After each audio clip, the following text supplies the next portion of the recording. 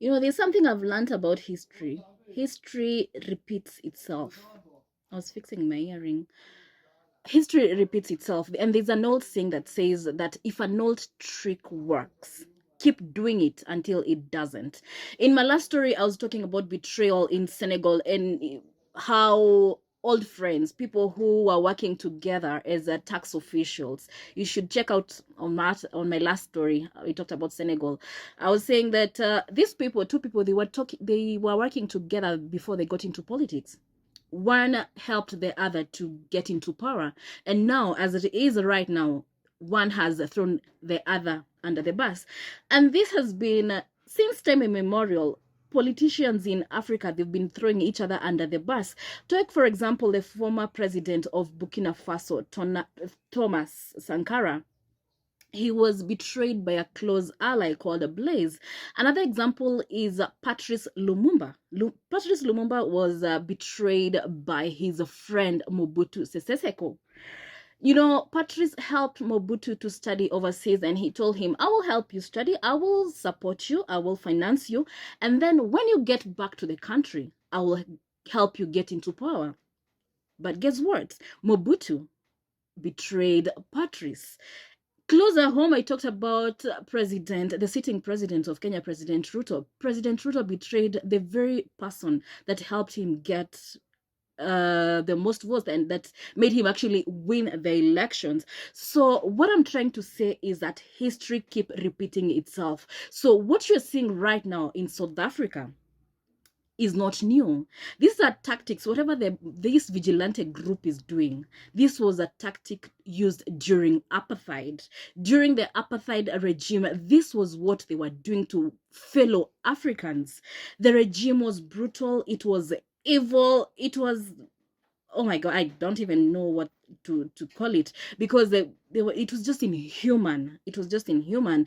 And it is very sad for South Africans to be attacking the very right people that stood with them during apartheid. Anyway, I was listening to the president of Ghana, President Mahama, and he said that he is very disappointed in this generation of South Africans. They have no idea what was going on during apartheid, and this is how they are repaying the continent. Anyway, listen to him, and also I will tell you how he has successfully repatriated his people back home in Ghana, and he has given them a heroic welcome, and has given them a package to start life back in Ghana. Watch this. I think that it's an issue that we are all worried about because of the specific circumstances of South Africa, and it's most regrettable and most unfortunate.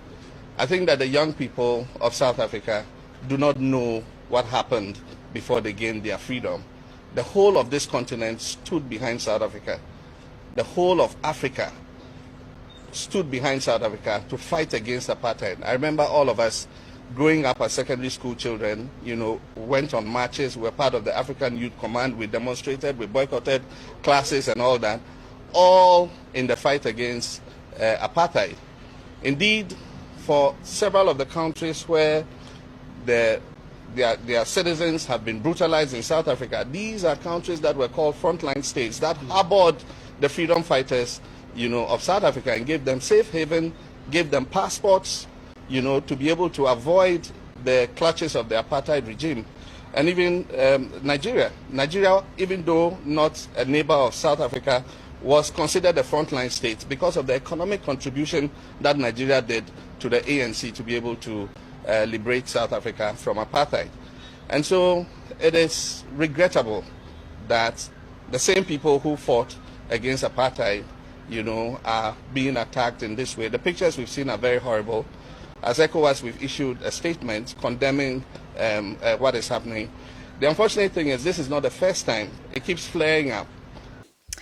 President Mahama is one very sober president, and he's a president I would vouch for him anytime. He really knows how to take care of his people. You remember the viral saga of the white man that went viral, like super viral. The white man that took advantage of Kenyan and Ghanaian women, allegedly infected them with HIV. The Ghanaian president said that you cannot take advantage of our women. You cannot take advantage of our girls. So what he said that we will have this gentleman. He said that they will have the gentleman arrested.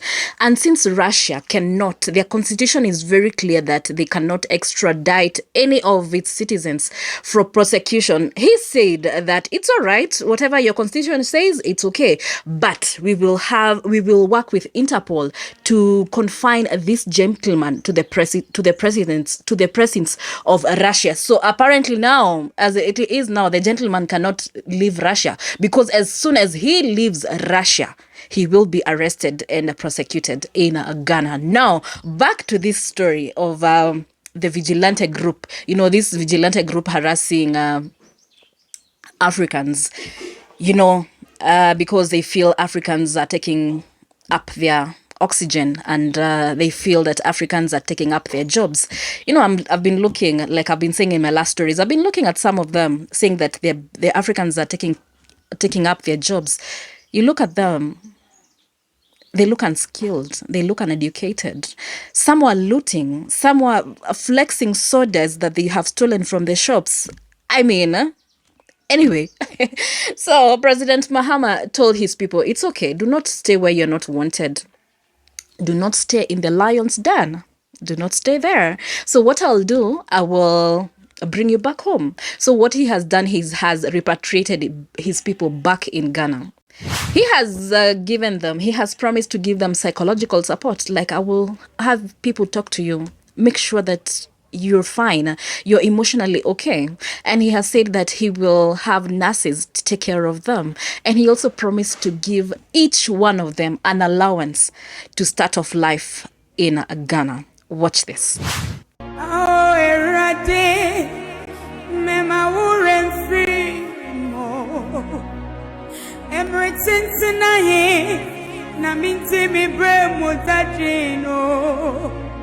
Adichie biara rehose makumemu Siana chimudu erati binyakupone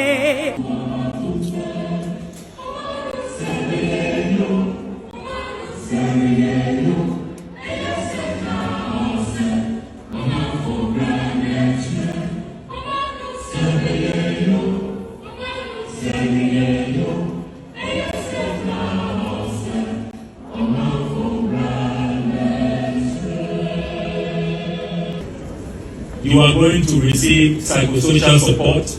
We have psychologists, we have medical doctors, we have nurses here to take care of.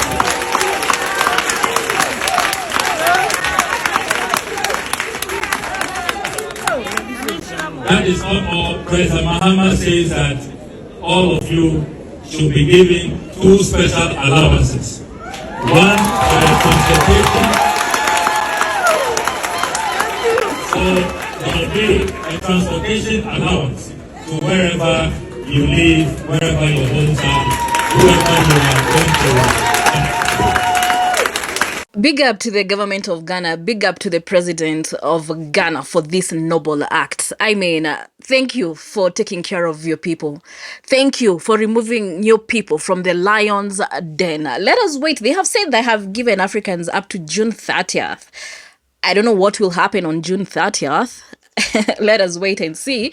Let us wait and see if what the Africans were doing, let us see how this will work out for them. Anyway, let me know what you have to say about this one. My name is Wangari Njuguna, and thank you for watching. Kindly subscribe, like, comment. Let us have this conversation. I know that South Africans will be throwing stones at me.